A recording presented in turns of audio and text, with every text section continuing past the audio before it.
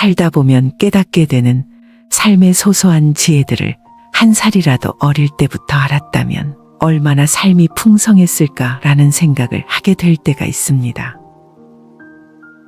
여러분들도 MZ 세대들이 사용하는 꼰대라는 말을 한 번쯤 들어보셨을 겁니다. 이 꼰대라는 단어의 의미는 정확히 무엇일까요? 이 단어의 의미는 권위적인 사고를 가진 어른들을 비하하는 학생들의 은어입니다. 그럼 꼰대는 어떤 어른들에게 해당이 될까요? 고집이 세거나 말이 통하지 않다거나 권위적이거나 참견하기 좋아한다거나 허세가 있거나 그리고 무엇보다 가르치려고 들 때 이 은어를 많이 사용한다고 합니다. 이처럼 무엇보다 중요한 것은 여러분들도 아시다시피 바로 말투입니다. 공격적인 말투, 비꼬는 말투, 무시하는 말투 등 내 감정을 모두 표현하고 살면 사회생활이나 인간관계가 무조건 꼬일 수밖에 없는 것도 아실 겁니다. 그럼 우리 주변에 이러한 능력을 제대로 갖춘 인물은 누가 있을까요? 바로 국민 MC 유재석입니다. 유재석은 수년간 대한민국 국민이 가장 좋아하는 연예인인 동시에 안티 없는 연예인으로도 뽑혔습니다. 유재석이 대중들에게 오랫동안 사랑받는 이유는 무엇일까요? 여러 가지 이유가 있겠지만 그 중에서 가장 큰 것이 바로 배려 있는 말 솜씨입니다. 유재석 씨가 진행하는 프로그램들을 보다 보면 보는 시청자들까지 하여금 마음이 따뜻해지는 느낌들을 매우 많이 받습니다. 이것은 이러한 장면들마다 유재석 씨가 그 상황들마다 게스트들이 가장 듣고 싶어 할 만한 말을 해주는 장면들이 나온다는 것입니다. 유재석 씨가 한 말 중 유명한 말이 있습니다. 내가 하고 싶은 말보다는 상대가 듣고 싶어 하는 말을 하라, 입니다. 이처럼 똑똑한 사람들은 말을 잘할 뿐이 아니라 매우 잘 듣기도 합니다. 또 그들은 다른 사람의 말 속에 숨은 마음의 소리까지 들을 줄 압니다. 아무리 소심한 사람이라고 해도 사람들은 자기 얘기를 풀어놓는 것을 좋아합니다. 자신의 감정을 얘기하고 이해를 받기 원하는 것이 인간의 심리입니다. 그러니 사람들에게 환영받는 사람이 되고 싶다면 경청을 자주 해보도록 하세요. 그렇게 속마음을 터놓게 되면 상대방은 당신을 매우 특별한 사람으로 생각하고 호감 가는 사람으로 생각하게 될 것입니다. 또한 칭찬을 많이 해보도록 하세요. 우리나라의 문화는 외국의 문화보다 칭찬을 많이 하는 편이 아닙니다. 칭찬을 싫어하는 사람이 과연 몇이나 될까요?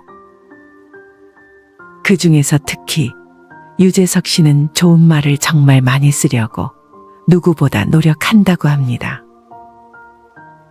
또한 다른 방송 진행자들보다 게스트들에게 칭찬을 매우 많이 하는 편이기도 하죠. 유재석 씨는 뜬뜬이라는 개인 유튜브 채널에서 이렇게 말하였습니다. 맞아요. 예. 실제로 내가 하는 말과 행동이 내 인생을 만들어 간다라는 그렇지. 것을 진짜 실제로 많이 느끼거든요. 네네네.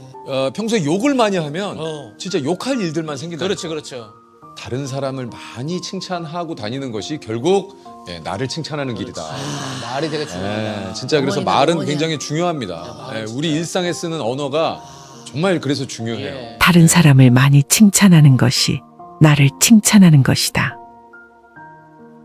내가 하는 말과 행동이 내 인생을 만들어 간다. 틀린 말이 하나 없습니다. 우리도 알면서도 고쳐야지 하면서도 잘 안 되는 부분이기도 하죠.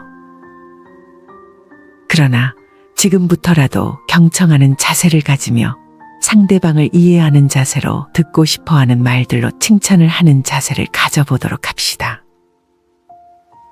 지금부터라도 하나하나씩 습관으로 만들어 나간다면 지금으로부터 1년 뒤에는 많은 것들이 바뀌어져 있을 겁니다. 두 번째는 공감 능력입니다. 얼마나 상대방을 배려하고 이해하고 그리고 공감하느냐에 따라 말이죠. 유명 프로파일러는 유재석 씨를 이렇게 분석합니다.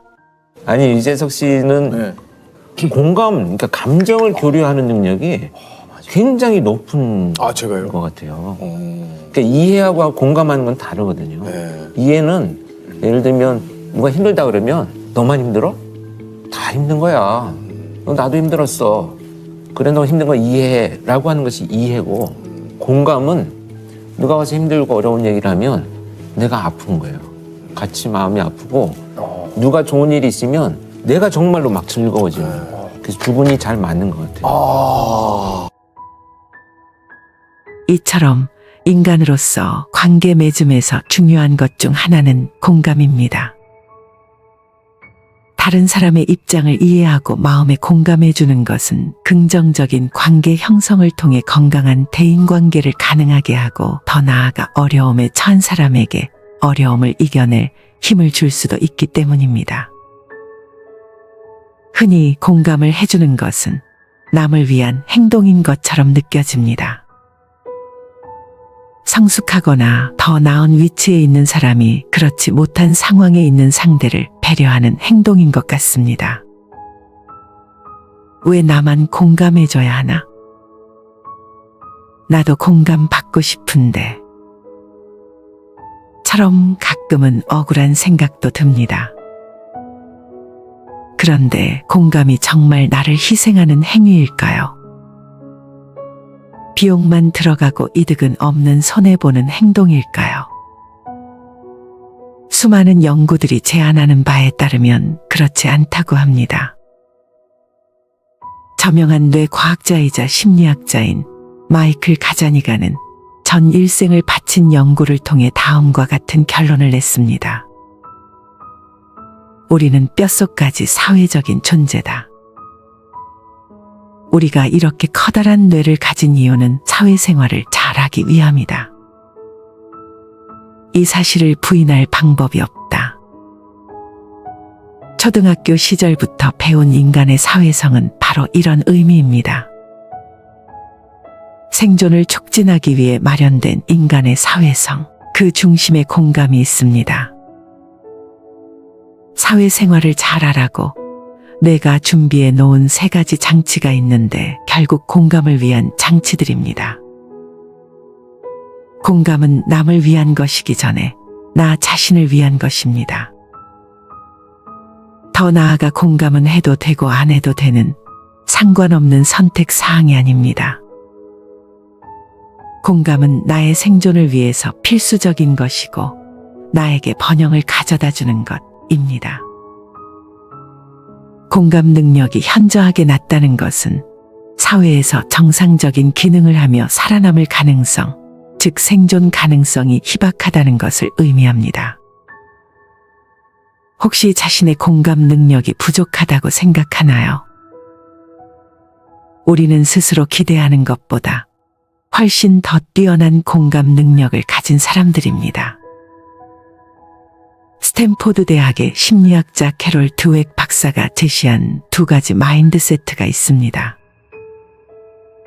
하나는 자신의 능력이 타고난 지능처럼 고정되어 있어 변하지 않는다고 생각하는 고정 마인드세트이고, 다른 하나는 노력하면 자신의 능력이 강화, 확대될 수 있다고 생각하는 성장 마인드셋입니다.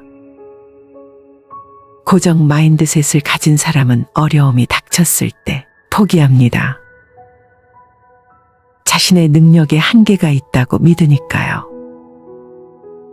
성장 마인드셋을 가진 사람은 어려움을 극복하고자 노력합니다. 드웩 교수의 연구에 따르면 공감에서도 이 2가지 마인드셋이 같은 원리로 작동합니다.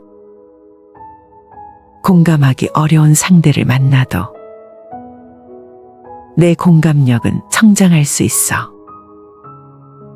라고 믿으면 좀 더 공감을 위해 노력하고 더 많은 시간을 남의 이야기를 듣는데 할애하며 더 적절하게 상대에게 반응해 줍니다.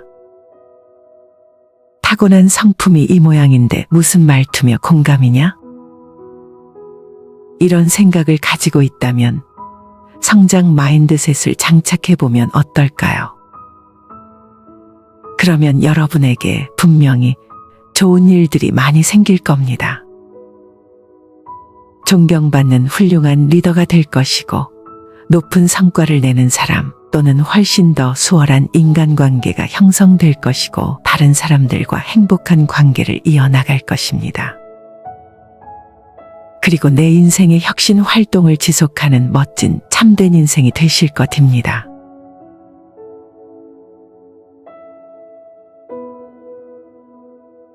그럼 이만 영상 마치겠습니다. 시청해 주셔서 감사드립니다. 구독과 좋아요는 더 나은 영상 제작을 위한 큰 힘이 되니 한 번씩 부탁드립니다. 감사합니다.